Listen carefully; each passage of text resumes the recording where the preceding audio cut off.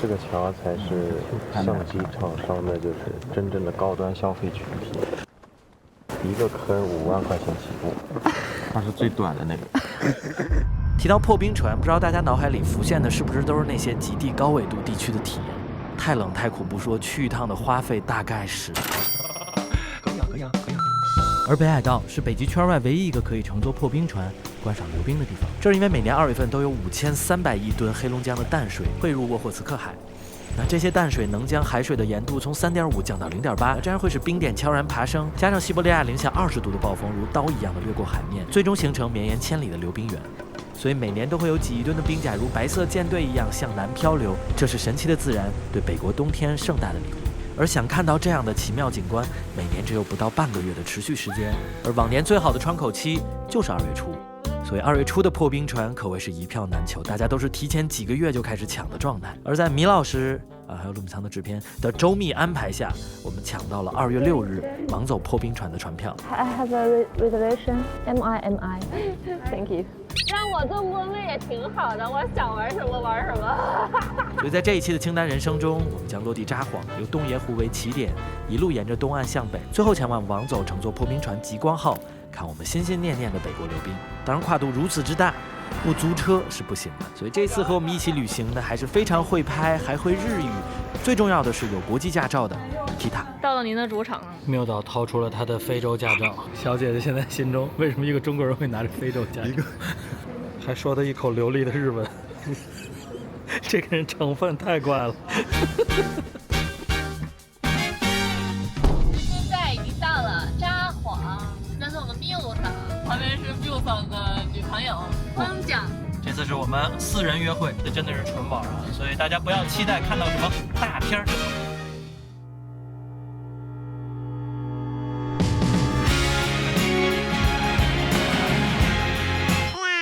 纯属摆烂之旅，希望的行程很密集。欢迎来到2025年我们的全新栏目《清单人生》的第2期流冰篇。那4人成团，开启我们为期10天的到冬之旅，向着流冰出发。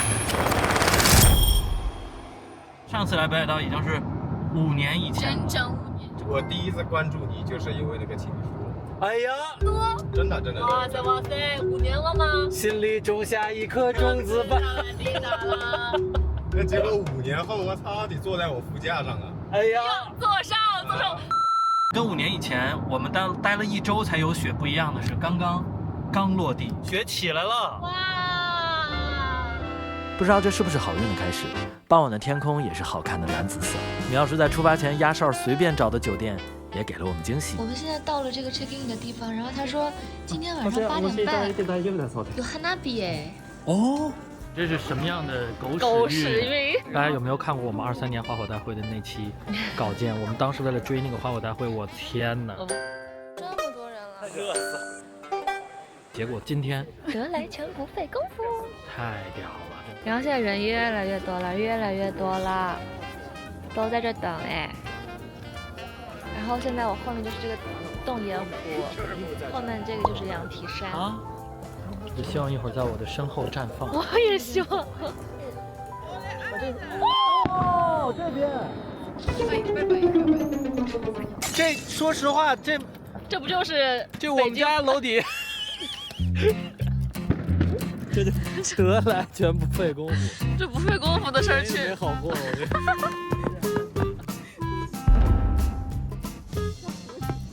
这叫花火大会。朋友们，你们有在热门里被一个封面骗进来之后，发现里面的内容跟封面没有半毛钱关系吗？我们刚就在前台被那个海报骗进来了。刚刚我连按下植入硬件的那个动力都没有，浪费内存。我就说，但凡你哈苏会说话，才能骂他。然后呢，其实这个花火大会还不算什么，因为这个是在我们预期之外嘛。本来是不要来洞爷湖的，是陆老师他说他明天我们要去的这个熊牧场，他说他必须要去看这个熊，一定要看。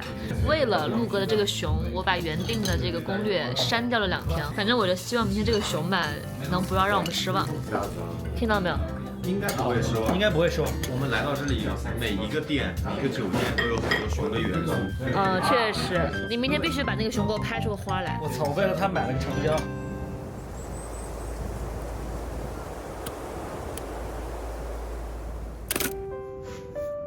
部分虾，罗老师已经拍起来了，给你看我们的窗外。对面就是羊蹄山，这边就是洞爷湖。我不知道大家有没有像我一样期待玩《羊蹄山之魂》的啊，就是《对马岛之魂》的续作，背景就是这里，还是很美的，跟富士山不一样的美。羊蹄山也被称为虾夷富士。对了，虾夷是北海道大陆的旧称，在北海道原住民阿伊努族的信仰中，虾夷棕熊被奉为神灵，守护着这片土地。在距离这里不远的登别山上的熊牧场就是我们今天的目的地。你看那个，你看那个。哦，是大熊牧场哎。熊牧场。这个熊牧场是这次来北海道，陆老师他说他一定必须要来的。哇，我们这个缆车里面有个大熊哎，他们在雕熊的冰雕哎。咱们3点来了，没有任何活动了，宝宝，只剩鸭子竞走比赛了。啊，参赛的选手吧，今天呢？这是什么鬼啊？这是赶紧走吧。陆老师，右前方就是你要的这个熊牧场。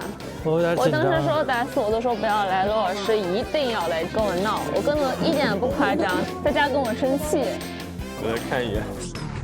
啊，好脏啊！我在网上看到的那个熊的图片都是下着雪的。好。对不起各位，我拍不好。什么呀？哎，鸭子！你要是去看鸭子。鸭子！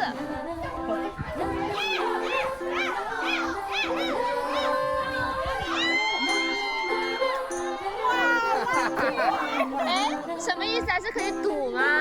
哇，有礼品！好像来自己买的。笑死我了！哎，再给你一次机会。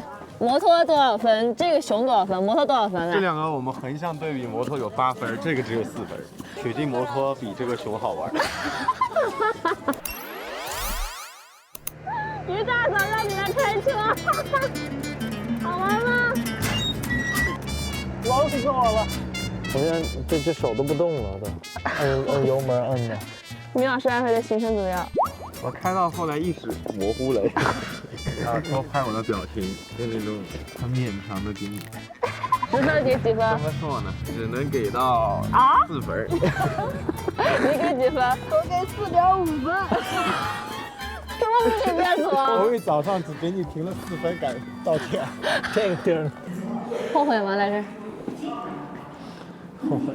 我都说这个很丑了，巨丑。行了，我以后都听你的。什么？我以后都听你的。你现在已经攻略已经完全出师了。如果是这样的话，我觉得那这次没白来。虽然没能拍出别人的同款雪地棕熊，但近距离看到这些庞然大物还是很可爱的。好胖哦！然后在米老师安排的紧密行程下，我们几乎是打一枪换一个地方。当晚我们就北上来到了富良野。这是我们的第2个民宿，下大雪啦！这可能是我们这次遇到最贴心的房东，不光是等我们到11、2点才 check in， 而且他还用这个 iPad 准备了多语言的入住手册和我们确认。可以不分类直接扔进垃圾桶。14，每天早上7点整到10点整，可以透过窗户观察松鼠。It's coming！ 哇哦！哎哦！他把松鼠骗进来了。Every morning. Every morning. Yes. OK， 我明天早上有事儿。And grass. 哦。Movie. OK. Thank you so much. 整大活了啊！搭建这个松鼠密道。每隔的1点路给他一个大奖励。房东说明天他会顺着这儿。 50、400。推上去的时候，他突然一回头，我他妈都吓傻了。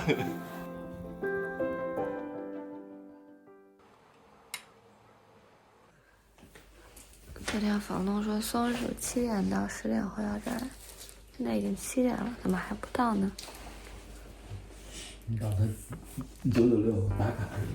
房东专门搭了一个树，让松鼠跑过来。因为这份不确定的拜访，我们早早的就起了床，但松鼠老师才不会让我们轻易得逞。洛克在这儿，那边蹲松鼠，这边蹲鸟。那另一边的窗户等来了些小山雀，一只又一只，2只，但一直没有等来银喉长尾山雀。我是真的觉得它圆嘟嘟的很可爱。我们精心布置机关的这扇窗户，除了等来了雪花和灌进来的凉风，还是一无所获。理论上松鼠就会从这儿来，也不来。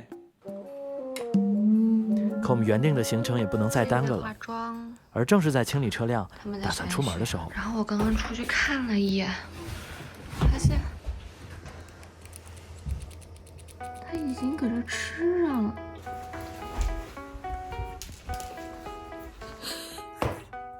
现在是早上的8点47，松鼠就在这儿呢。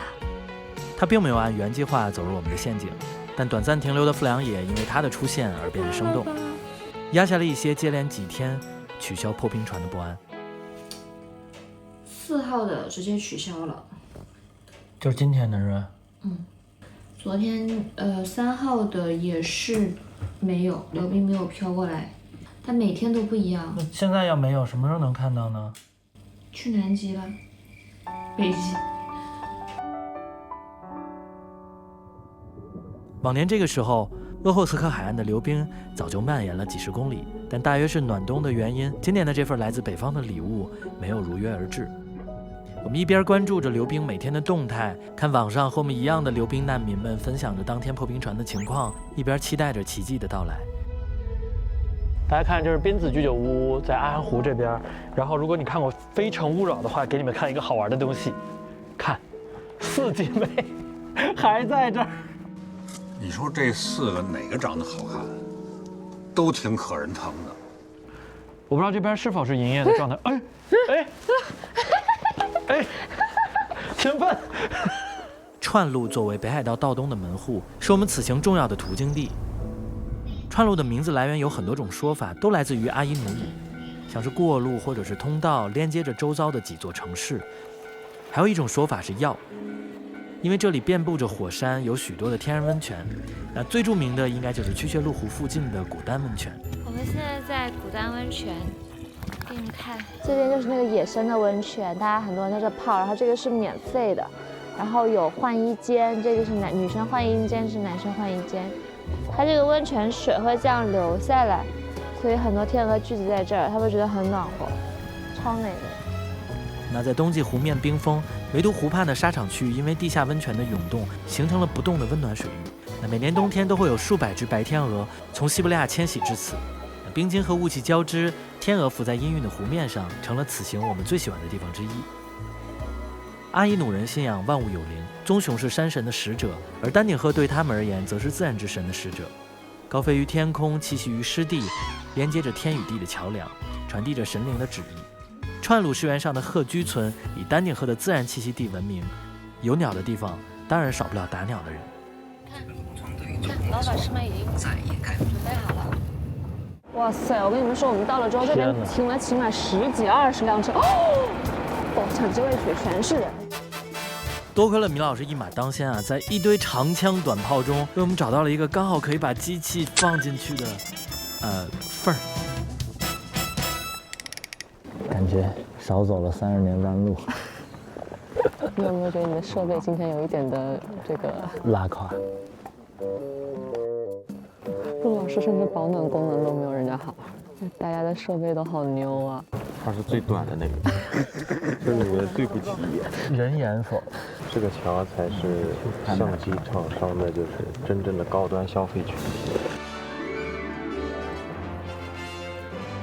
一个坑5万块钱起步，咱们这个桥20个人估计不止200万。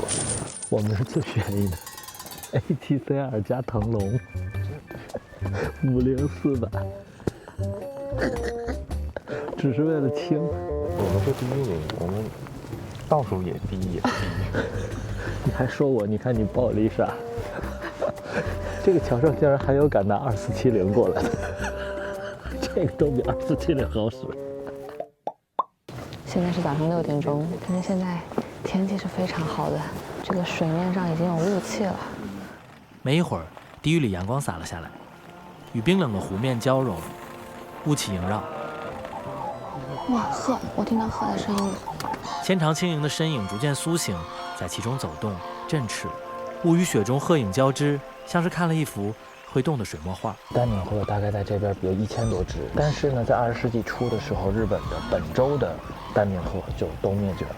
北海道这个丹顶鹤其实是后来被保护起来，然后人工投喂等等等等，所以就是他们也改变了自己候鸟的一个习性，在这边的这1000多只就都是留鸟。附近的鹤见台有专门的喂食场，每天准时开饭。哇，飞好快！那8点过后，丹顶鹤们就会逐渐飞去那边，都是赶着去干饭的。哇，好多！果然拍完了丹顶鹤就下雪了，非常的一切都在我们的掌控之中。持续的低温天气，早早预约的破冰船也并没有取消，现在万事俱备，只等溜冰。我们今天就要出发去看破冰船了，我5点多爬起来的，然后我们6点半出发，要开1个小时的车。今天就是到了之后才知道我们能不能看到这个溜冰，这是此行我们大家最期待的一个行程了。陆老师起了个大早，开到位于王走的码头，取票、上船、破冰。不出意外的话，是这个流程。Today no. Today. 哦，对，因为今天没有溜冰。啊。我给钱了。好。但是我们抱着来都来了的心情，今天天气又不错，还是决定上船开出去转一转，好吧？然后清单人生目标清单就以失败而告终，而且我感觉我还是精密策划的。今天我们的行程变成了坐船，没有溜冰啊，天气有点过于好了。每年的2月溜冰都会飘过来，都应该是这样的。一点冰没看见呀！在去仙路湖还看见那个天鹅旁边有冰呢。不如那湖。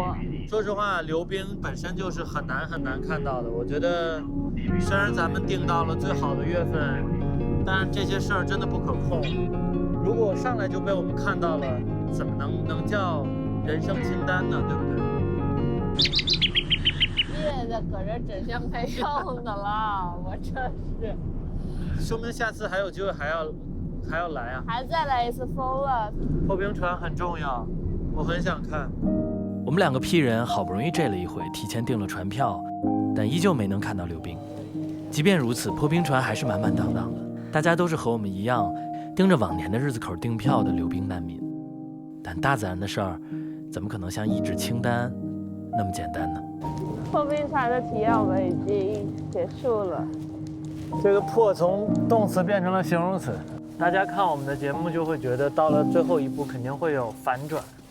这个故事告诉我们，就是人生其实大部分的时候都没有剧本，就是没有反转。没有反转又怎么样呢？又如何呢？我突然发现一个问题，上一次2月上旬这片没有溜冰是2019年，也就是说19年我们即便当时有车来了也看不到，然后5年以后我们来了还是没看到。就是说这5年里面，其中4年都是有的。都有。你说你们这不是纯倒霉蛋吗？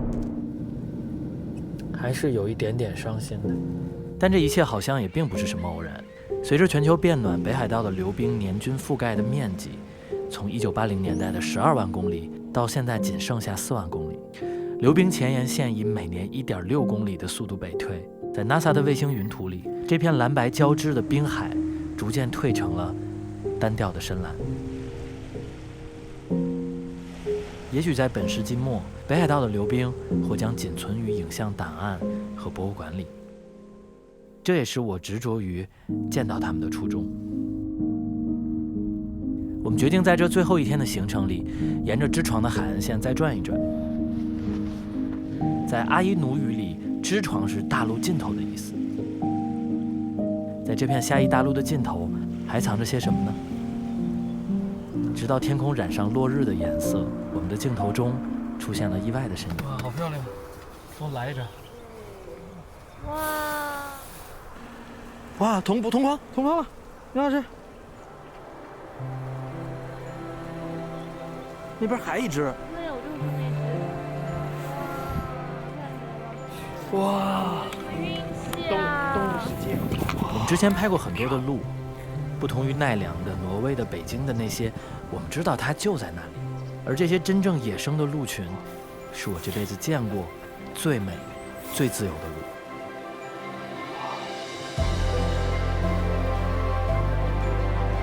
这是我拍过最美的鹿。够长